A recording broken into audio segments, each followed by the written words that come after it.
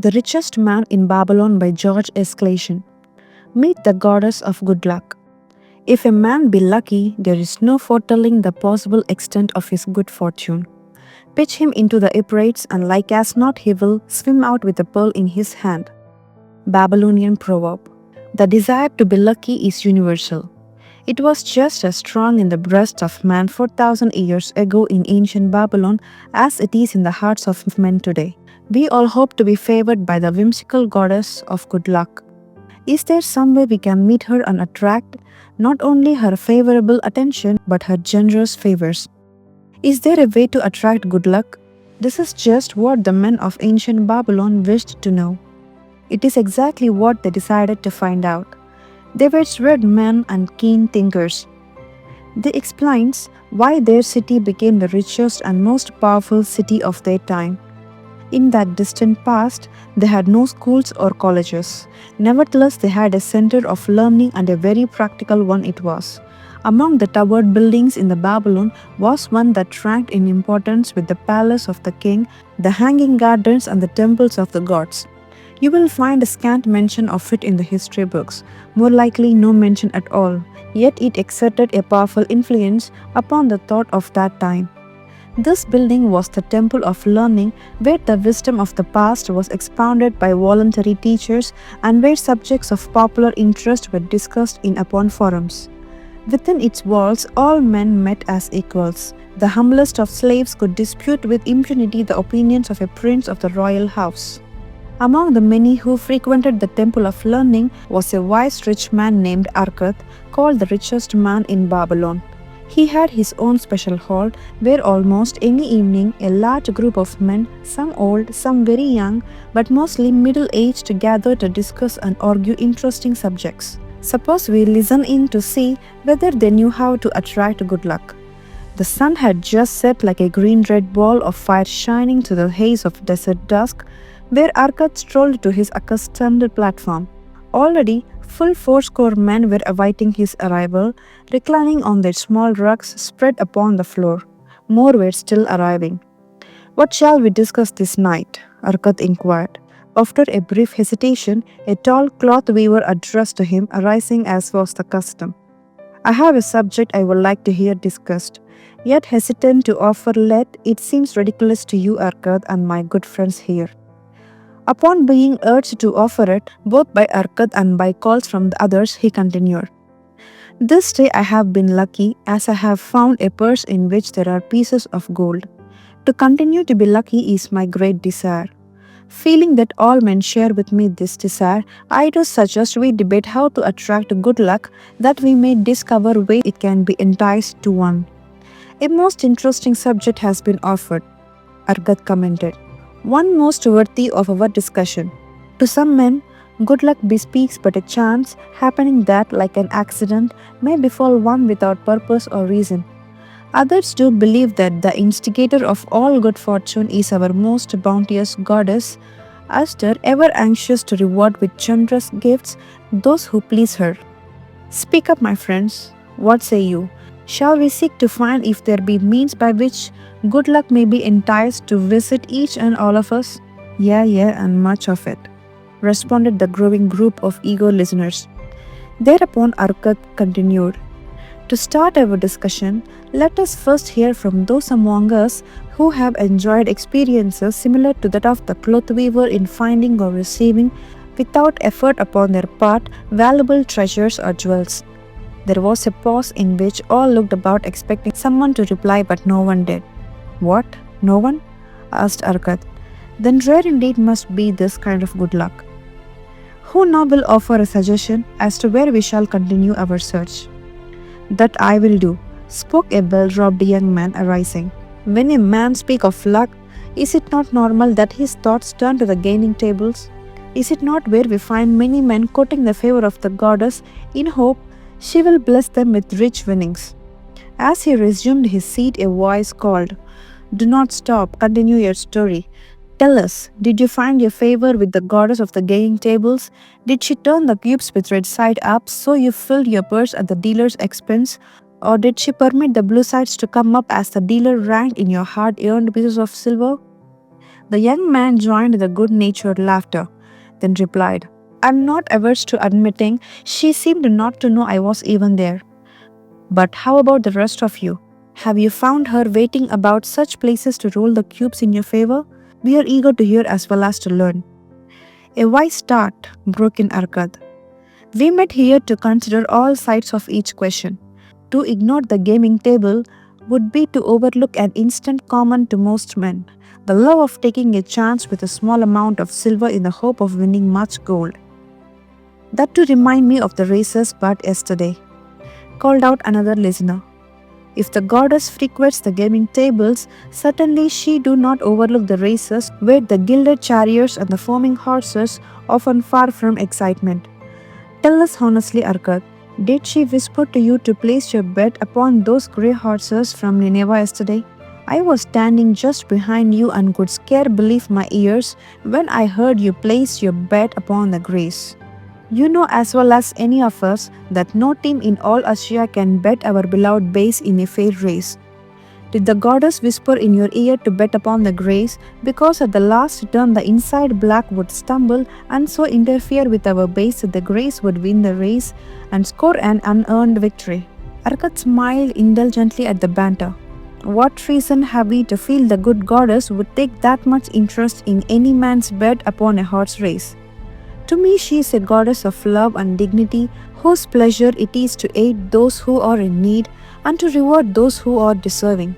I look to find her not at the gaming tables or the races where men lose more gold than they win, but in other places where the doings of men are more worthwhile and more worthy of reward. In tilting the soil in honest trading in all the man's occupation, there is opportunity to make a profit upon his efforts and his transactions.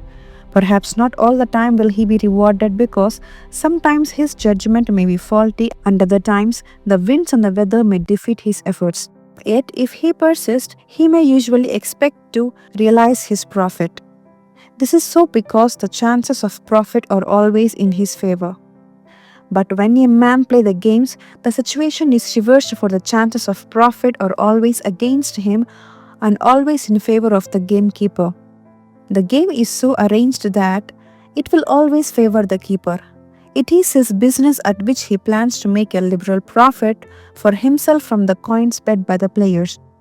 Few players realize how certain are the gamekeeper's profit and how uncertain are their own chances to win. For example, let us consider wagers placed upon the cube. Each time it is cast, we bet which side will be uppermost. If it be red side, the game master pays to us 4 times our bet. But if any other of the 5 sides come upmost, we lose our bet. Thus the figure shows that for each cast we have 5 chances to lose. But because the red pays 4 for 1, we have 4 chances to win. In a night's play, the game master can expect to keep for his profit 1/5 of all the coins wagered. Can a man expect to win more than occasionally against odds so arranged that he could lose 1/5 of all his bets? Yet some men do win large sums at times, volunteered one of the listeners. Quite so they do, Arkat continued. Realizing this, the question comes to me whether money secured in such ways brings permanent value to those who are thus lucky. Among my acquaintances are many of the successful men of Babylon. Yet among them I am unable to name a single one who started his business from such a source. You who are gathered here tonight know many more of our substantial citizens. To me, it would be of much interest to learn how many of our successful citizens can credit the gaming tables with their start to success. Suppose each of you tell of those you know. What say you? After a prolonged silence, a wag ventured. Would your inquiry include the gamekeepers? If you think of no one else, Arkad responded. If not one of you can think of anyone else, then how about yourself? Are there any consistent winners with us who hesitate to advise such a source for their incomes? His challenge was answered by a series of groans from the rear taken up and spread amidst much laughter. It would seem we are not seeking good luck in such places as the goddess frequents, he continued. Therefore, let us explore other fields. We have not found it in picking up lost wallets. Neither have we found in haunting the gaming tables. As to the races, I must confess to have lost far more coins there than I have ever won.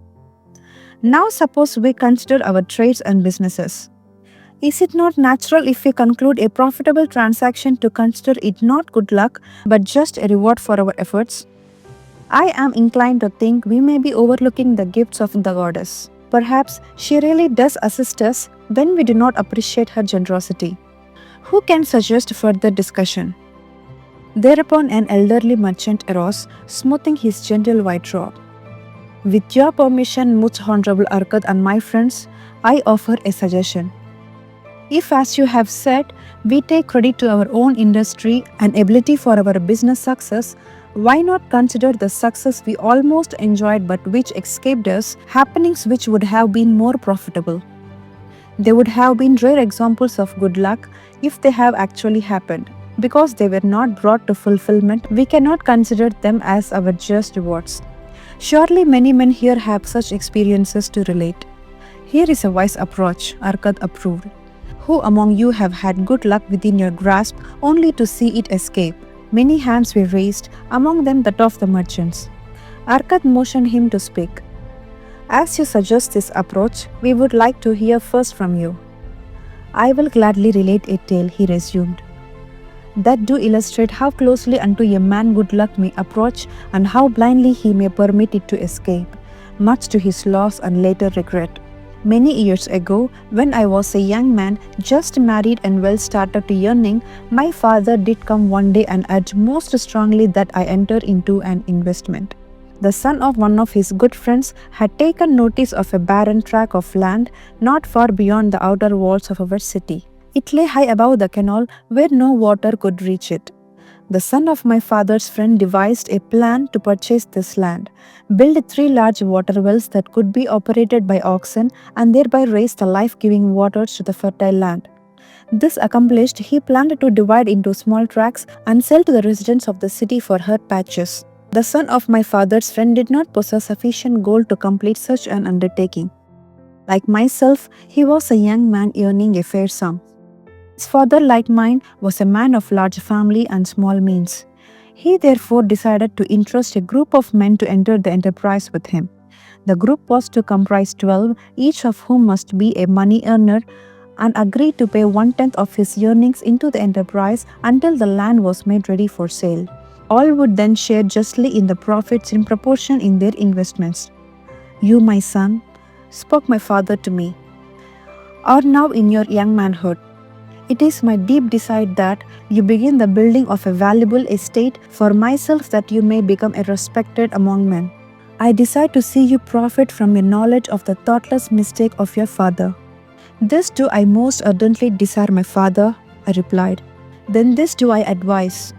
Do what I should have done at your age. From your earnings, keep out 1/10 to put into favorable investments. With this 1/10 of your earnings and what it will also earn, you can, before you are my age, accumulate for yourself a valuable estate. Your words are words of wisdom, my father. Greatly do I desire riches. Yet there are many uses to which my earnings are called. Therefore, do I hesitate to do as you do advise? I am young, there is a plenty of time. So I thought at your age, yet behold, many years have passed and I have not yet made the beginning. We live in a different age, my father. I shall avoid your mistakes. Opportunity stands before you, my son. It is offering a chance that may lead to wealth. I beg of you, do not delay. Go upon the morrow to the son of my friend and bargain with him to pay 10% of your earnings into his investment. Go promptly upon the morrow. Opportunity waits for no man. Today it is here, soon it be gone. Therefore, delay not. In spite of the advice of my father, I did hesitate. There were beautiful new robes just brought by the tradesmen from the east, robes of such richness and beauty, my good wife and I felt we must each possess one. Should I agree to pay 1/10 of my earnings into the investments, we must deprive ourselves of these and other pleasures we dearly desired. I delayed making a decision until it was too late, much to my subsequent regret. The enterprise did prove to be more profitable than any man had prophesied. This is my tale, showing how I did permit good luck to escape. In this tale, we see how good luck waits to come to that man who accepts opportunity. Commented a swarthy man of the desert. To the building of an estate, there must always be the beginning. That start may be a few pieces of gold or silver which a man diverts from his earnings to his first investment. I myself am the owner of many herds. The start of my herds I did began when I was a mere boy and did purchase with one piece of silver a young calf. This being the beginning of my wealth was a great importance to me. To take his first start to building an estate is a good luck as can come to any man. With all men, the first step which changes them from men who earned from their own labor to men who draw dividends from the earnings of their gold is important. Some fortunately take it when young and therefore outstrip in financial success. Those who do take it later are those unfortunate men like the father of this merchant who never take it. Had our son the merchant taken his step in his early manhood when his opportunities came to him, this day he would be blessed with much more of this world's goods. Should the good luck of our friend, the cloth weaver, cause him to take such a step at this time, it will indeed be but the beginning of much greater good fortune. Thank you, I like to speak also. A stranger from another country arose. I am Syrian. Not as well do I speak your tongue. I wish to call this friend, the merchant, a name. Maybe you think it not polite this name, yet I wish to call him that. But alas, I not know your word for it. If I do call it in Syrian, you will not understand. Therefore, please, some good gentleman, tell me the right name who call man who puts off doing those things that might good for him. Procrastinator, called a voice. That's him, shouted the Syrian, waving his hands excitedly. He accepts not opportunity when she comes. He waits. He says, I have much business right now. By and by I talk to you. Opportunity, she will not wait for such slow fellow. She thinks if a man decides to be lucky, he will step quick. Any man not step quick when opportunity comes, he big procrastinator like our friend, this merchant. The merchant arose and bowed good-naturedly in response to the laughter. My admiration to you, stranger within our gates, who hesitates not to speak the truth. And let us hear another tale of opportunity. Who has for us another experience? Demanded Arkat. I have, responded a red-robed man of middle age. I am a buyer of animals, mostly camels and horses. Sometimes I do also buy the sheep and goats. The tale I am about to relate will tell truthfully how opportunities came one night when I did least expect it. Perhaps for this reason I did let it escape. Of this you shall be the judge. Returning to the city one evening after a disheartening 10 days journey in search of camels, I was much angry to find the gates of the city closed and locked. While my slaves spread our tent for the night, which we looked to spend with little food and no water, I was approached by an elderly farmer who, like ourselves, found himself locked outside. Honored sir, he addressed me. From your appearance, I do judge you to be a buyer. If this be so, much would I like to sell to you the most excellent flock of sheep just driven up. Alas, my good wife lies very sick with the fever. I must return with all haste. Buy my sheep that I and my slaves may mount our camels and travel back without delay. So dark it was that I could not see his flock, but from the bleating I did know it must be large. Having wasted 10 days searching for camels I could not find, I am glad to bargain with him. In his anxiety, he did set a most reasonable price. I accepted, well knowing my slaves could drive the flock through the city gates in the morning and sell at a substantial profit. The bargain concluded.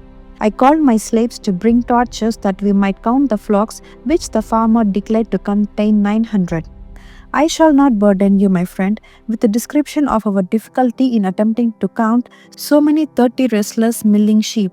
It proved to be an impossible task. Therefore, I bluntly informed the farmer I would count them at daylight and pay him then. Please, most honorable sir, he pleaded, pay me but 2/3 of the price tonight that I may be on my way. I will leave my most intelligent and educated slave to assist to make the count in the morning. He is trustworthy and to him you can pay the balance. But I was stubborn and refused to make payment that night. Next morning before I awoke, the city gates opened and 4 buyers rushed out in search of flocks. They were more eager and willing to pay higher price because the city was threatened with siege and the food was not plentiful. Nearly 3 times the price at which he had offered the flock to me did the old farmer receive for it. Thus was rare good luck allowed to escape. Here is a tale most unusual, commanded Arkad. What wisdom does it suggest? The wisdom of making a payment immediately when we are convinced our bargain is wise, suggested a venerable saddle maker.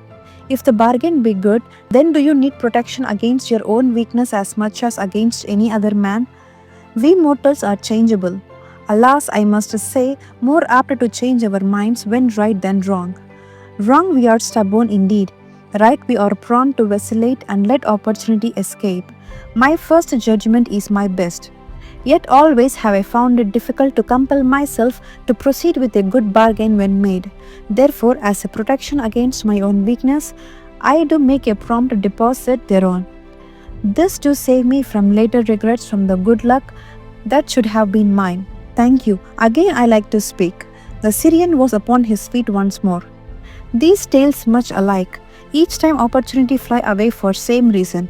Each time she came to procrastinator bringing good luck. Each time they hesitate, not say right now best time I do it quick. How can men succeed that way? Wise are your words, my friend, responded the buyer. Good luck fled from procrastinator in both these tales. Yet this is not unusual. The spirit of procrastination is within all men. We desire riches. Yet how often when opportunity do appear before us, the spirit of procrastination from within do urge various delays in our acceptance. In listening to it, we do become our own worst enemies. In my younger days, I did not know it by this long word our friend from Saran does enjoy. I did think at first it was my own poor judgment that did cause me loss of many profitable traits. Later, I did credit it to my stubborn disposition. At last, I did recognize it for what it was, a habit of needless delaying where action was required, action prompt and decisive. How I did hate it when its true character stood revealed. With the bitterness of a wild ass hitched to a chariot, I did break loose from this enemy to my success. Thank you. I like ask question from Mr. Merchant. The Syrian was speaking. You wear fine robes, not like those of poor men. You speak like successful men. Tell us, do you listen now when procrastination whispers in your ear? Like our friend the buyer, I also had to recognize and conquer procrastination, responded the merchant. To me, it proved to be an enemy, ever watching and waiting to throw my accomplishments. The tale I did relate is but one of many similar instances I could tell to show how it drew away my opportunities. It's not difficult to conquer once understood. No man willingly permits the thief to rob his bins of grain, nor does any man willingly permits any enemy to drive away his customers and rob him of his profits. When once I did recognize that such acts as these my enemies was committed, with determination I conquered them. So must every man master his own spirit of procrastination before he can expect to share in the rich treasures of Babylon. What say Arkad? Before you are the richest man in Babylon, many do proclaim you to be the luckiest. Do you agree with me that no man can arrive at a full measure of success until he had completely crushed the spirit of procrastination within him? It is even as you say, Arkad admitted. During my long life, I have watched generation following generation marching forward along those avenues of trade, science, and learning that led to success in life. Opportunities came to all these men. Some grasped theirs and moved steadily to the gratification of their deepest desires, but the majority hesitated, faltered, and fell behind. Arkad turned to the cloth weaver. You did suggest that we debate good luck. Let us hear what you now think upon the subject. I do see good luck in a different light. I had thought of it as something most desirable that might happen to a man without efforts upon his part. Now I do realize such happenings are not the sort of things one may attract to himself. From our discussion have I learned that to attract good luck to oneself, it is necessary to take advantage of opportunities. Therefore, in the future, I shall endeavor to make the best of such opportunities as to come to me. You have well grasped the truth brought forth in our discussion, Arkad replied. Good luck, we do find, often follows opportunities but seldom comes otherwise. Our merchant friend would have found great good luck had he accepted the opportunities the good goddess did present to him. Our friend the buyer likewise would have enjoyed good luck had he completed the purchase of the flock and sold to such a handsome profit. We did pursue this discussion to find a means by which good luck could be enticed to us. I feel that we have found the way. Both the tales did illustrate how good luck follows opportunities. Herein lies a truth that my similar tale of good luck, won or lost, could not change. The truth is this: good luck can be enticed by accepting opportunity. Those eager to grasp opportunities for their betterment do attract the interest of a good goddess. She is very anxious to aid those who please her. Men of action please her best. Action will lead you forward to the success you do desire. Men of action are favored by the goddess of good luck.